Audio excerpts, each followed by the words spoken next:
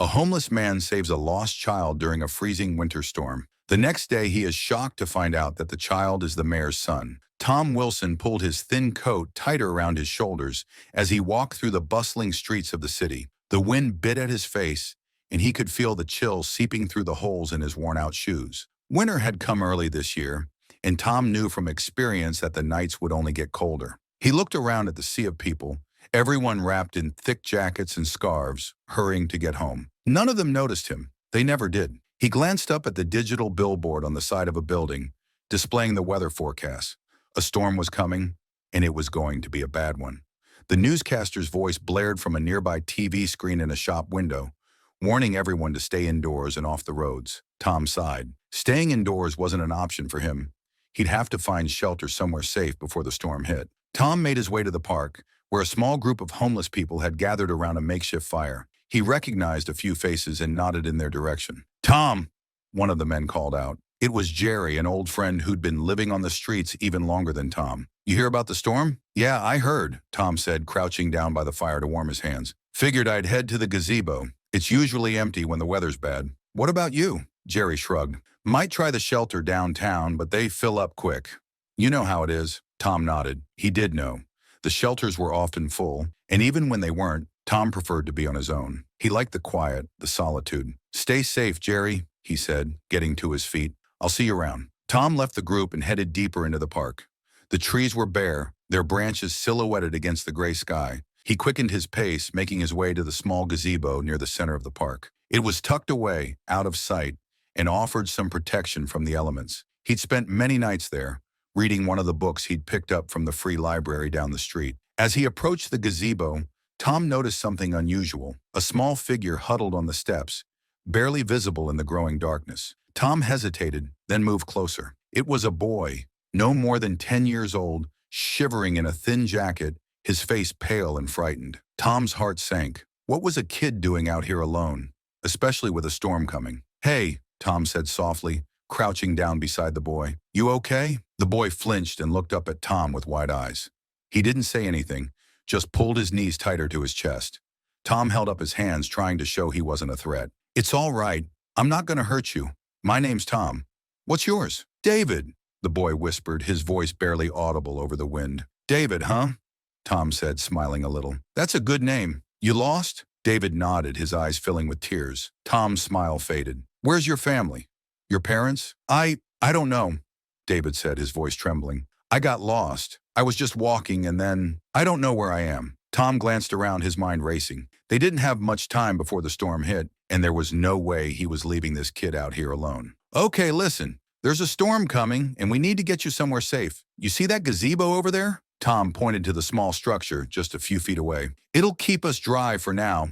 Come on, I'll stay with you until we figure out what to do." David hesitated for a moment, then nodded. Tom helped him to his feet, and they hurried over to the gazebo. Tom took off his coat and wrapped it around David's shoulders, ignoring the cold that immediately hit his own skin. David looked up at him, surprised. "But you'll be cold," he said. Tom shrugged. "I'll be fine. You need it more than I do." He sat down beside David, keeping an eye on the park's entrance. He didn't know what would happen next, but one thing was certain.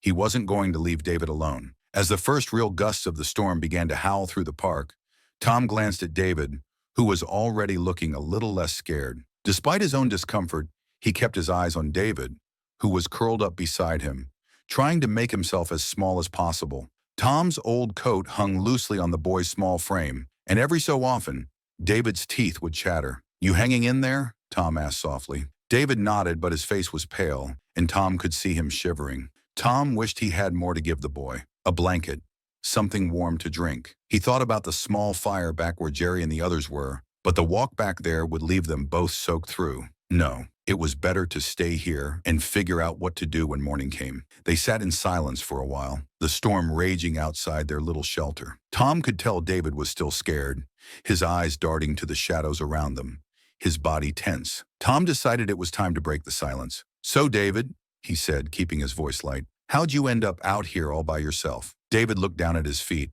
avoiding Tom's gaze. "I don't know," he mumbled. I wanted to go for a walk. I like walking, but then I couldn't find my way back." Tom nodded, trying to keep his tone gentle. "Where were you trying to get back to?" "My house," David said quietly. It's really big. I have my own room and everything. But he trailed off, looking lost for words. But you didn't want to go back there, Tom guessed. David nodded, still not meeting his eyes. Tom understood that look. The look of someone feeling trapped, wanting to escape even if they didn't know where to go. It's okay, Tom said after a moment. Sometimes it's nice to just be out on your own, right? Get some space, some fresh air. David looked up at him then, his eyes wide and a little less afraid. Yeah, he said. That's what I wanted. Just some space. Tom smiled a little. I get it, but next time maybe try to remember where you're going, okay? This city's a big place. Easy to get lost in, especially for someone your age. David nodded. I know, I wasn't thinking. He looked down again, his voice dropping to a whisper. My dad's gonna be so mad. Tom felt a pang of sympathy. Your dad, huh? What's he like? David hesitated, then shrugged. He's the mayor.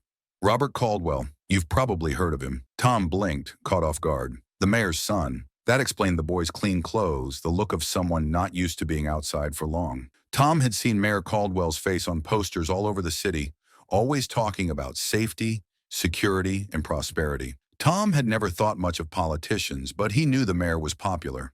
His son, lost and alone in the park. Tom could only imagine the chaos this would cause. Tom kept his voice calm. Yeah, I've heard of him. So, you're David Caldwell, huh? That's a pretty big name to carry around. David made a face. I hate it. Everyone always treats me different because of who my dad is. I just want to be normal, you know? Tom nodded. Yeah, I get that.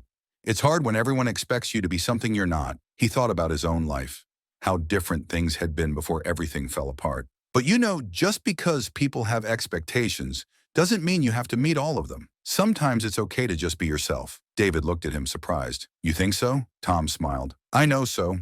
You're a good kid, David. I can tell. You don't have to be anyone but yourself. For a moment, the storm seemed to fade into the background, the rain's noise replaced by the sound of David's steady breathing as he relaxed a little. Tom was glad to see it, glad to know he could help the boy feel safer. They still had the night ahead of them, and Tom knew they'd have to figure out what to do come morning. But for now, at least, David wasn't so scared. Tell me more about your dad, Tom said, hoping to keep the conversation going, to keep David's mind off the cold and the storm. What's he like when he's not being the mayor? David's face softened. He's really busy most of the time, always in meetings or on the phone. But he tries, you know? He wants to do good things for the city. Sometimes he doesn't have time for me. I think he forgets I'm still a kid. Tom nodded. It's hard being busy, hard to find the right balance, I guess. He leaned back against the gazebo's railing, thinking about his own father, about how much time they used to spend together before life took its turns. You ever tell him how you feel? David shook his head. He wouldn't understand. He's always talking about responsibility and doing the right thing. I didn't want to disappoint him. Tom reached out and gently patted David's shoulder. You're not disappointing anyone, David. You're just being honest, and sometimes being honest is the bravest thing you can do. David's eyes were heavy with sleep now, his body slumping against Tom's side. Tom wrapped his arm around the boy, holding him close for warmth, and felt a strange sense of peace. For tonight, at least, they were safe. Tomorrow would bring its own challenges, but they'd face them when they came. As David drifted off, Tom kept watch, the darkness of the park closing in around them. The storm might rage on, but here in the gazebo, under its shelter, Tom felt a small flicker of hope. Beside him, David slept fitfully, his head resting against Tom's shoulder, wrapped in the too large coat. Every so often, the boy would shiver, and Tom would pull him closer, trying to shield him from the cold. Tom's thoughts wandered as he stared out into the darkness. He couldn't stop thinking about David's father, Mayor Caldwell. What would a man like that say if he knew his son was out here in the park, huddled next to a homeless stranger? Tom knew he had to get David back to his family, but he couldn't help feeling a little reluctant. The park, the gazebo, this was his world, a world people like the mayor never saw. Tom didn't want David to forget what he'd seen tonight, to understand that there were different sides to this city, sides that were often ignored. David stirred beside him, mumbling something in his sleep. Tom patted the boy's shoulder gently. It's okay, he whispered. You're safe. David blinked awake, his eyes cloudy with sleep. Tom, he asked, his voice small and uncertain, is the storm over? Tom shook his head. Not yet, but it'll pass soon. You were having a dream.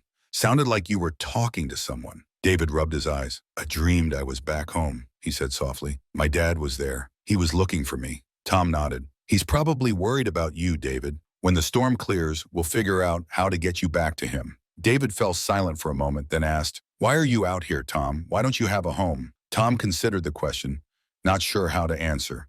He didn't want to scare David, but he also didn't want to lie. Sometimes life doesn't go the way you plan, Tom said slowly. I used to have a place to live, everything. But things changed. I lost my job and then my home. I tried to get back on my feet, but it's hard. The city can be tough on people who don't have much. David looked up at Ian, his eyes filled with curiosity. But you're smart and you're nice.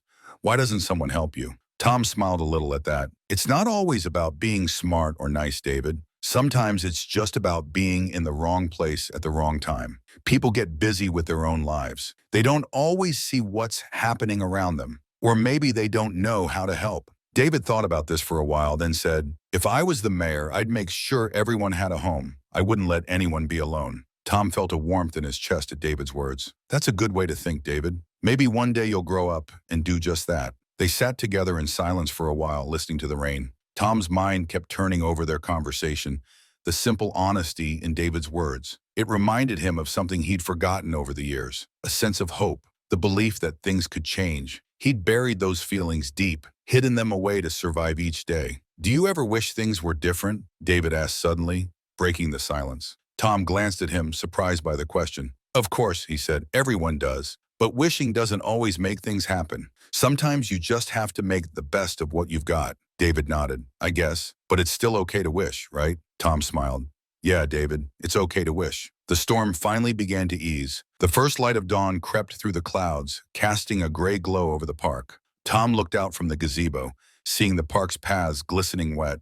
It was quiet now, the city still waking up. We should go, Tom said softly. See if we can find someone to help get you home. David looked hesitant. What if they don't believe you? What if they think you did something bad? Tom's heart ached at the fear in the boy's voice. I won't let anything happen to you, David. I promise. I know someone who can help. Samantha. She's a social worker, and she's good at listening. She won't judge. We'll go to her. David still seemed unsure, but he nodded. Okay, if you think she'll help. Tom stood up, stretching his stiff muscles.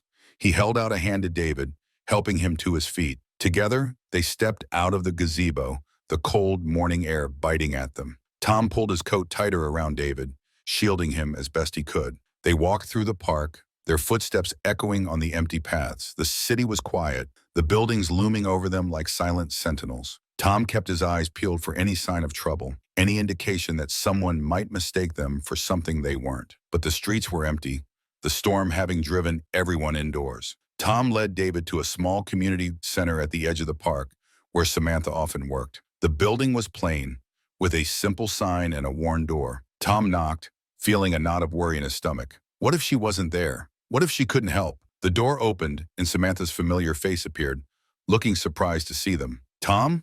What are you doing here? She asked, her eyes quickly taking in the scene.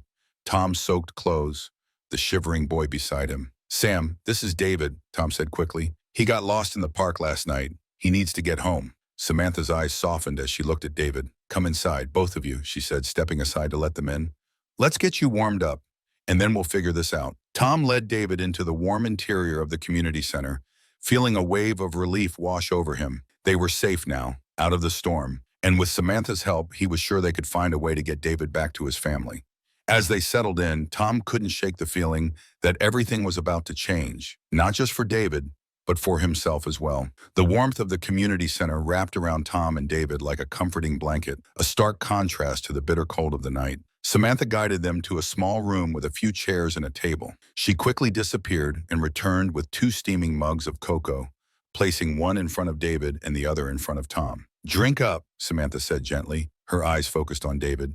You must be freezing. David hesitated for a moment, then wrapped his hands around the mug, letting the heat seep into his fingers. He took a small sip, his eyes closing as the warmth spread through him. Tom watched, feeling a wave of gratitude for Samantha. She always knew what to do, how to make people feel safe. Thank you, David whispered, looking up at her. Samantha smiled. You're welcome, David. Can you tell me what happened? David glanced at Tom, then back at Samantha. I got lost, he said quietly. I was just walking, and then I couldn't find my way back. Tom spoke up, wanting to fill in the gaps. I found him in the park last night, just before the storm hit. He was scared and cold. I couldn't leave him out there, Sam. We waited out the storm in the gazebo, and when morning came, I brought him here. Samantha nodded, her expression serious but kind. You did the right thing, Tom. We'll get David home safe, I promise. She turned back to David. Do you know where you live, David? Can you tell me your address? David shook his head. No, but my dad's the mayor, Robert Caldwell. You can call him. Tom noticed the slight change in Samantha's expression, the surprise, the quick calculation. The mayor's son? She asked, looking at Tom for confirmation. Tom nodded. Yeah, I didn't know at first, but David told me last night. That's why I came to you. I didn't want to just walk into a police station with him. I figured it'd be better if you handled it. Samantha sighed, understanding the unspoken concern. You did the right thing, Tom. Let me make a call. Stay here, both of you. I'll be right back. As Samantha left the room, Tom and David sat in silence for a moment. Tom could see the worry in David's eyes, the fear of what might happen next. He leaned forward, trying to catch the boy's gaze. Hey, it's gonna be okay, Tom said softly. Samantha's good at this. She'll make sure everything goes smoothly. David nodded, but his hands still trembled around the mug. What if my dad's mad at me? What if he thinks I did something wrong? Tom shook his head. You didn't do anything wrong, David. You just got lost. Your dad's probably worried sick about you. When he sees you, he'll just be happy you're safe. David looked at Tom, searching his face for reassurance. Will you stay with me when he comes? Tom hesitated. He wasn't sure how Mayor Caldwell would react to seeing his son with a homeless man, but he couldn't bring himself to leave David alone. Not after everything they'd been through. I'll stay, Tom promised. I won't leave until you're back with your family. A small smile appeared on David's face, a flicker of relief. Thanks, Tom. You're really nice. I'm glad you found me. Tom felt a lump in his throat at the boy's words. I'm glad I found you too, David, he said quietly. You're a good kid. Don't ever forget that. A few minutes later, Samantha returned, her expression a mix of concern and relief. I talked to the mayor's office, she said, addressing them both. They've been looking everywhere for you, David. Your dad's on his way here now. He's bringing some of his security team, so don't be surprised if there are a few extra people around. David's eyes widened. He's really coming? Samantha nodded. Yes, he is, and he sounded very relieved to know you're safe.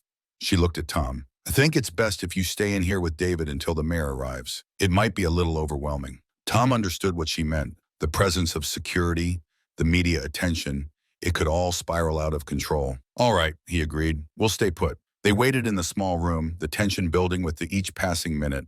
Tom could feel David's anxiety growing, his fingers tapping nervously on the mug. Tom reached out and placed a hand on David's shoulder, giving it a gentle squeeze. Remember, everything's going to be fine, he said. Your dad's just happy you're okay. Finally, there was a commotion outside the room. Voices, the sound of footsteps approaching quickly. The door swung open and a tall man in a suit rushed in, his face a mixture of worry and relief. Behind him were two security guards standing watchful at the door. David, the man exclaimed, crossing the room in 2 strides. He knelt down and pulled David into a tight hug, his eyes closing as if he couldn't believe what he was seeing. Thank God, you're safe. I've been worried sick. David hugged his father back, his small arms wrapped around the mayor's neck. I'm sorry, Dad, he mumbled. I didn't mean to get lost. I just wanted to go for a walk. Mayor Caldwell pulled back, his hands on David's shoulders. You scared me half to death, he said, his voice thick with emotion. But you're okay. That's all that matters. He looked up then, noticing Tom for the first time. His eyes narrowed slightly, taking in Tom's worn clothes, his tired face. Tom met his gaze steadily, not sure what to expect. Who are you? The mayor asked, his tone cautious. Tom stood up, keeping his movements slow and unthreatening. My name's Tom Wilson, he said. I found David in the park last night. He was lost and the storm was coming. I stayed with him to keep him safe, then brought him here this morning. The mayor's eyes softened as he processed Tom's words. He stood up, extending a hand. Thank you, he said sincerely. Thank you for looking after my son. I don't know what we would have done if anything had happened to him. Tom shook the mayor's hand, feeling a strange sense of relief. He's a good kid, Tom said simply. I'm glad I could help. Mayor Caldwell turned to Samantha. I'll make sure Tom is properly thanked, he said.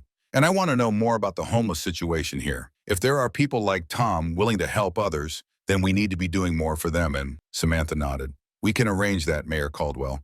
Tom's been through a lot, but he's one of the good ones. This city could use more people like him. The mayor looked back at Tom, a thoughtful expression on his face. Maybe there's more we can do, he said quietly, for all of us. Tom stood there, feeling the weight of the mayor's words. He hadn't expected gratitude, hadn't expected anything at all. But now, standing in the warmth of the community center, with David by his side, Tom felt something he hadn't felt in a long time. Hope. As the mayor and David prepared to leave, David turned back to Tom. Will I see you again? He asked, his eyes full of uncertainty. Tom smiled. You know where to find me, he said, and I'll always be around if you need me. David nodded, his smile returning.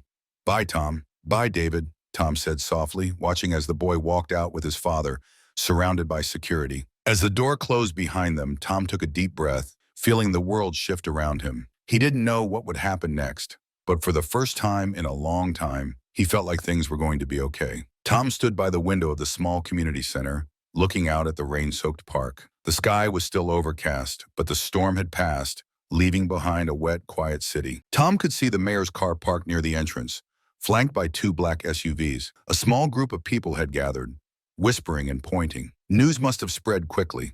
Tom knew how fast word traveled in this city, especially when it involved the mayor. Behind him, Samantha was on the phone, her voice calm and professional. Yes, he's fine, she was saying. The mayor just picked him up. Yes, the boy was found by a homeless man, Tom Wilson. He's been taking care of him. Yes, he's still here at the center. I'm sure he'll want to talk to you. Okay, thank you. She hung up and turned to Tom, her expression a mix of concern and admiration. That was one of the mayor's aides, she said. They're planning a press conference. They want to thank you publicly for what you did. Tom felt a wave of anxiety at the thought. A press conference? I didn't do this for attention, Sam. I just wanted to help the boy. Samantha nodded. I know, Tom, but sometimes good deeds don't go unnoticed. People need to hear stories like this. It reminds them that there's still kindness out there. Tom sighed, running a hand through his hair. I don't know, Sam. I'm not used to all this attention. What if they don't believe me? What if they think I'm just trying to get something out of it? Samantha stepped closer, placing a reassuring hand on his arm. You've got nothing to worry about, Tom. You did the right thing. That's all that matters. And if the mayor wants to thank you, let him. Maybe it'll open some doors for you, help you get back on your feet. Tom looked at her, seeing the genuine concern in her eyes. Samantha had always been kind to him, always looking out for him, even when he resisted help. You really think this could change things? He asked quietly. Samantha smiled. I think it already has. Before Tom could respond, there was a commotion at the front of the center. The door opened, and Mayor Caldwell walked in, flanked by two security guards. He looked around the room, his eyes landing on Tom. Mr. Wilson, he said, striding forward, I wanted to speak with you personally before things get too chaotic. Tom nodded, unsure of what to say.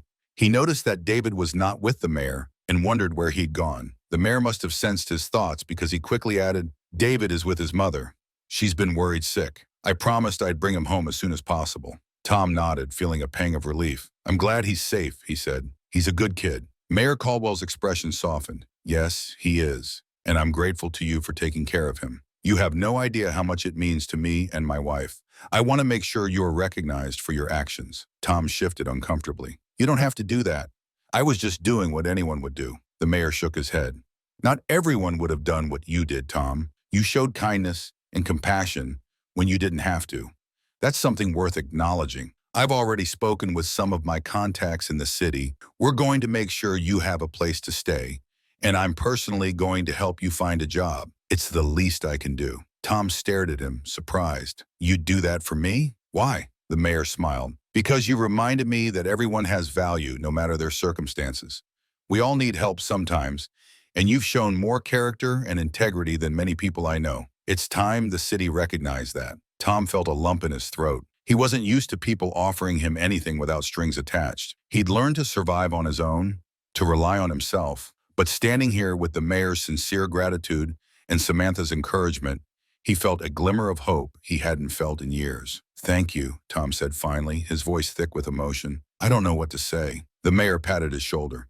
Just keep being the man you are, Tom. That's all anyone can ask. A noise at the door caught their attention, and they turned to see a group of reporters pushing their way in, cameras flashing. The mayor sighed, giving Tom an apologetic look. Looks like the press conference is starting sooner than I thought. You okay with this? Tom hesitated, then nodded. Yeah, I'll be okay. They moved to the front of the room where a small podium had been set up. The reporters crowded around, their voices blending into a chaotic hum. Mayor Caldwell held up his hands, calling for silence. The room gradually quieted, all eyes turning to him. Thank you for coming on such short notice, the mayor began. I want to address the events of the past night and express my deepest gratitude to the man standing beside me, Tom Wilson. Tom shifted uncomfortably as all the cameras turned on him. He could feel the heat of the lights, the weight of everyone's gaze. He kept his eyes on the floor, not wanting to see the judgment he feared would be there. Last night, during the storm, my son David became lost in the park, the mayor continued. Tom found him, cold and frightened,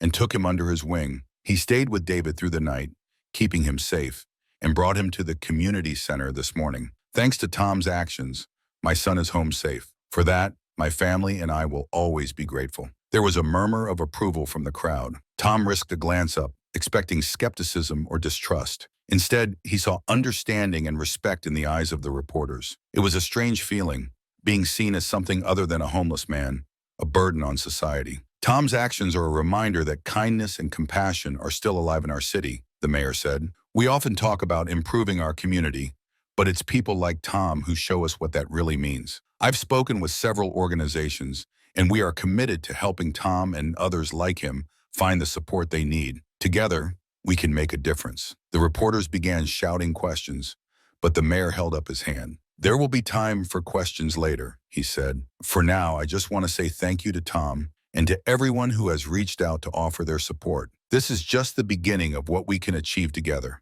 The room erupted in applause. Tom stood there, feeling overwhelmed, unsure how to respond. Samantha stepped forward, giving him a reassuring smile. You did good, Tom, she whispered. Really good. Tom nodded, feeling tears prick at the corners of his eyes. He had never expected this kind of recognition, never expected his life to change so drastically in such a short time. But standing here, hearing the applause, seeing the gratitude on the mayor's face, Tom felt something he hadn't felt in a long time: pride. As the mayor wrapped up his speech, Tom glanced out the window at the park, still wet from the storm. He thought about the night before, about the boy he'd found and the choices he'd made. He had done what he could to help, never expecting anything in return. And now, because of that simple act of kindness, his life was taking a new direction. Tom took a deep breath, feeling the weight of the world lift just a little. He didn't know what the future held, but for the first time in years, he was ready to find out. The days following the press conference were a blur for Tom. Everywhere he went, people seemed to recognize him.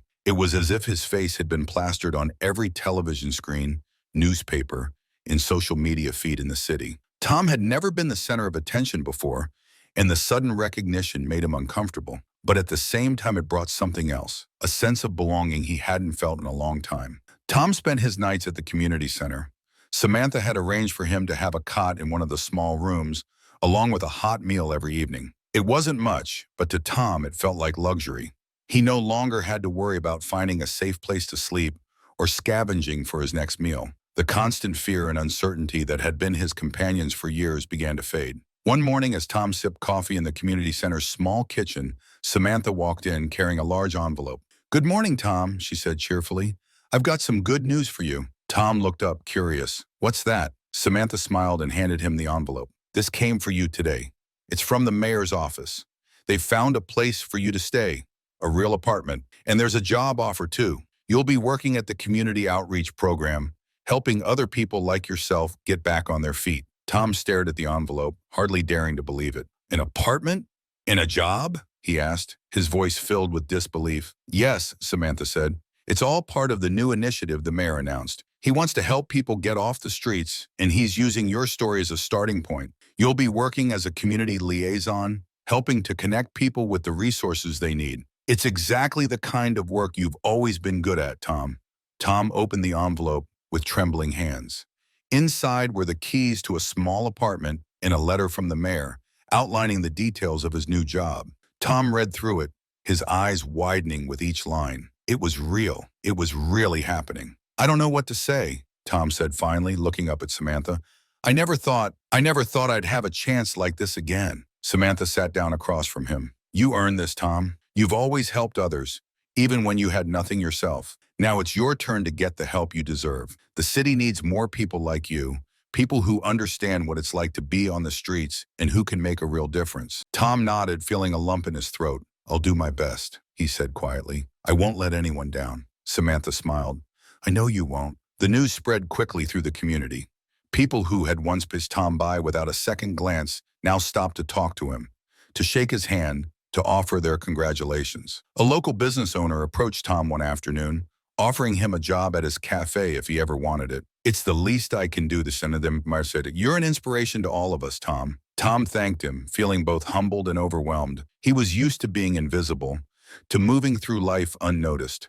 Now he was being treated like a hero. It was a strange feeling, but not unwelcome. One afternoon, as Tom was leaving the community center, a familiar face appeared in the doorway. It was David, his eyes bright with excitement. "Tom," he called, running over. "I've been looking for you." Tom grinned, bending down to meet David's eyes. "Hey, David, what are you doing here?" David shrugged. "Twangden. My dad told me about your new job and your apartment. He said, I wanted to come see you to make sure you're doing okay." Tom's heart warmed at the boy's concern. "I'm doing great, thanks to you. You're the reason all of this happened, you know." David looked confused. "Me? But you're the one who helped me." Tom nodded. "Yeah, but if I hadn't met you, none of this would have happened. You showed me that it's okay to ask for help, to let people see you for who you really are. You reminded me that there's still good in the world." David smiled. "I'm glad I met you, Tom. You're the best friend I've ever had." Tom felt tears sting in his eyes. He reached out and ruffled David's hair. "You're a pretty good friend too, kid." They spent the afternoon together, talking and laughing, with David sharing stories about school and his family. Tom listened, enjoying the boy's company, feeling a sense of normalcy that had been absent from his life for so long. It was moments like these that reminded him why he had chosen to help David in the first place. It wasn't about recognition or rewards.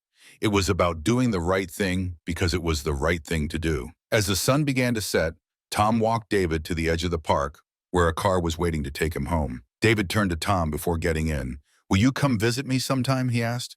"I want to show you my house and introduce you to my mom." Tom nodded.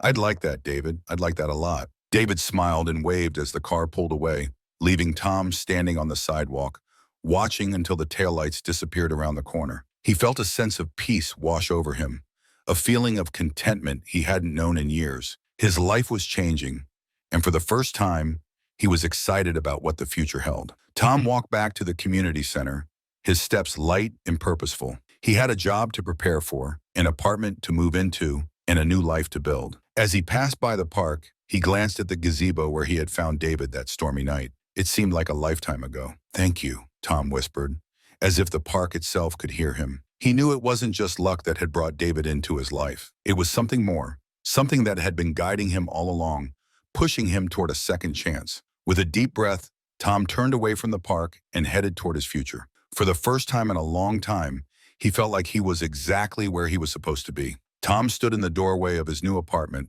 taking it all in. The space was small but clean, with a living area, a kitchenette, and a bedroom tucked away in the corner. A modest bed sat under a window that overlooked the street below, and there was even a small table with 2 chairs next to the kitchen counter. Sunlight streamed through the window, casting a warm glow over the room. Tom set his bag down on the bed, feeling a sense of disbelief. It had been years since he'd had a place to call his own. He walked over to the window and looked out at the bustling street below, watching as people hurried along the sidewalks, cars honking in the traffic. He was part of this world again, not just an observer from the shadows. He had a home, a bohème, and a chance to make a difference. A knock at the door pulled Tom from his thoughts. He crossed the room and opened it to find Samantha standing there, a smile on her face. She held up a plastic bag filled with groceries. "Thought you might need a few essentials," she said, stepping inside. Tom took the bag from her, glancing inside. Bread, eggs, milk, some fruit.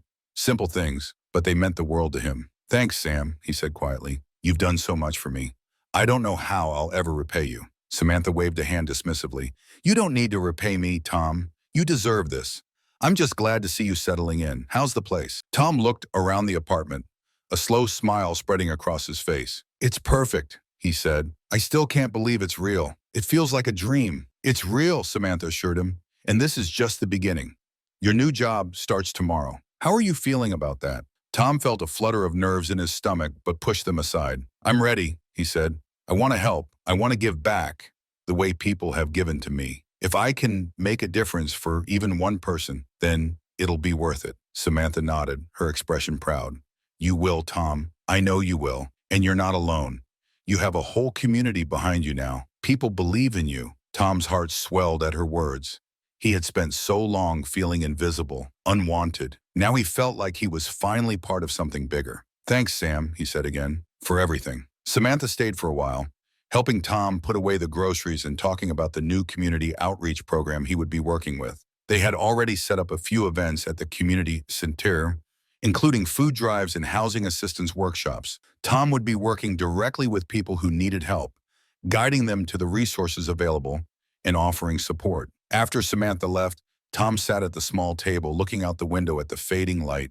The sky was awash of oranges and pinks, the sun dipping below the horizon. He thought about the journey that had brought him here, the night spent sleeping in the park, the day he had found David. It all seemed like pieces of a puzzle that had finally come together. Tom's thoughts were interrupted by the sound of his phone ringing. He picked it up and saw an unfamiliar number. Hesitating for a moment, he answered. "Hello, Tom? It's Robert Caldwell." Tom's heart skipped a beat.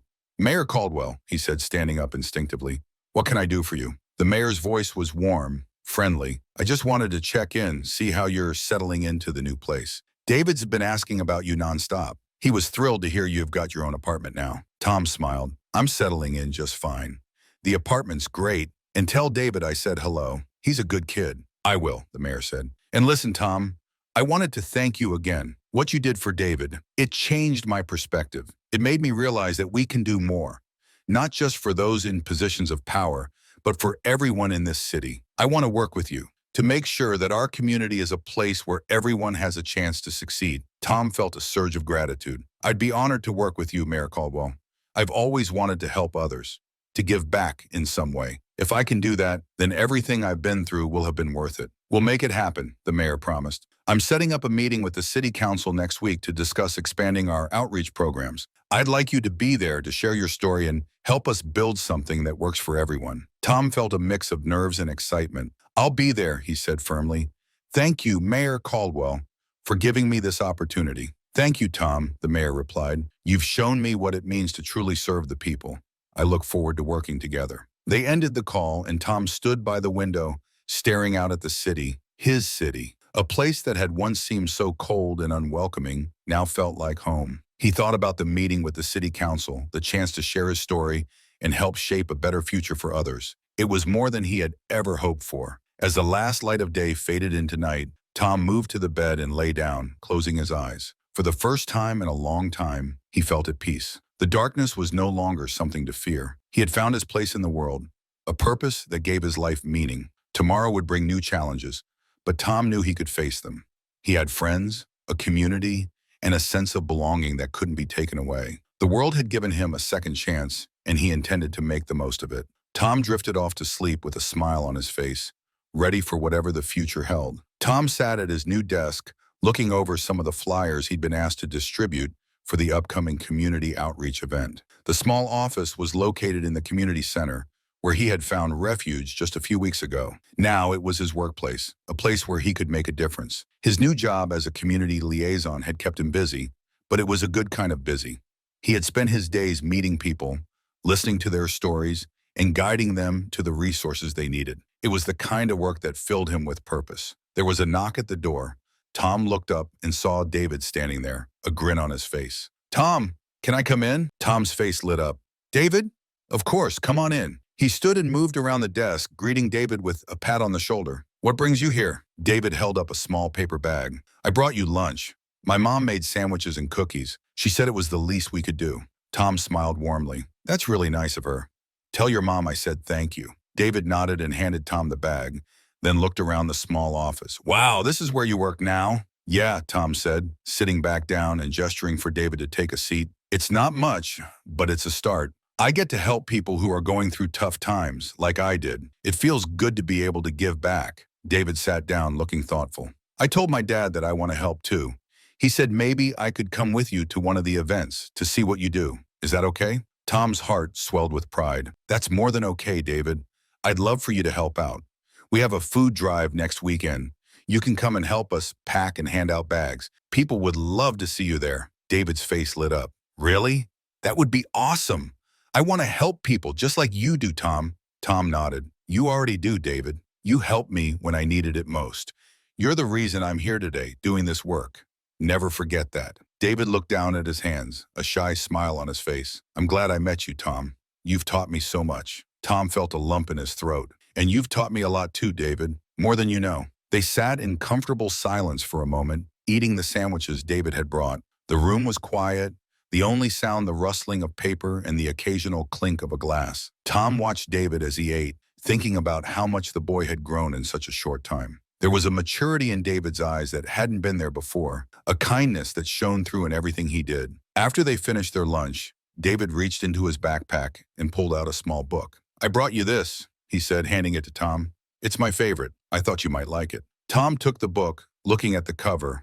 It was a well-worn copy of The Adventures of Huckleberry Finn. Tom smiled, feeling a pang of nostalgia. This was one of my favorites, too, when I was your age, he said. Thank you, David. I'll make sure to read it. David beamed. You're welcome. Maybe we can talk about it when you're done. Tom nodded. I'd like that. They spent the rest of the afternoon talking about books, school, and life. David told Tom about his friends, about a science project he was working on, and about how his father was planning to expand the community outreach programs. Tom listened, offering advice and encouragement where he could, enjoying the boy's company. It was moments like these that made all the hardships he'd endured worth it. As the afternoon turned to evening, Tom glanced at the clock. I should probably get back to work, he said, though he didn't want the day to end. I have some flyers to finish before the event next week. David stood up, a reluctant look on his face. I guess I should go home too. My mom will be wondering where I am. Tom walked with David to the door, opening it for him. You take care, David. And remember, you are always welcome here. Anytime. David nodded. Thanks, Tom. I'll be back soon, I promise. Tom watched as David headed down the hallway, his backpack bouncing against his back. The boy turned around once, waving, before disappearing around the corner. Tom stood in the doorway for a moment, feeling a sense of peace settle over him. He had found a friend in David, and in many ways David had saved him just as much as he had saved the boy. Tom returned to his desk, looking at the book David had given him. He opened it to the first page, running his fingers over the words. He thought about the journey he had been on, the nights spent in the park, the fear and uncertainty that had once consumed him. Now he had a place to call home, a job that gave him purpose, and a community that believed in him. As he sat there, the door opened again, and Samantha poked her head in. Hey, Tom, how's it going? Tom looked up and smiled. Good, Sam, better than ever. Samantha stepped inside, looking around the room. David was here earlier, wasn't he? I saw him leaving. Tom nodded. Yeah, he brought me lunch. We talked for a while.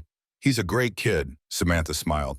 He really looks up to you, you know. You've made a big impact on his life. Tom shrugged modestly. I just did what I could. He's the one who made it all happen. Samantha sat down in the chair David had vacated. I'm proud of you, Tom.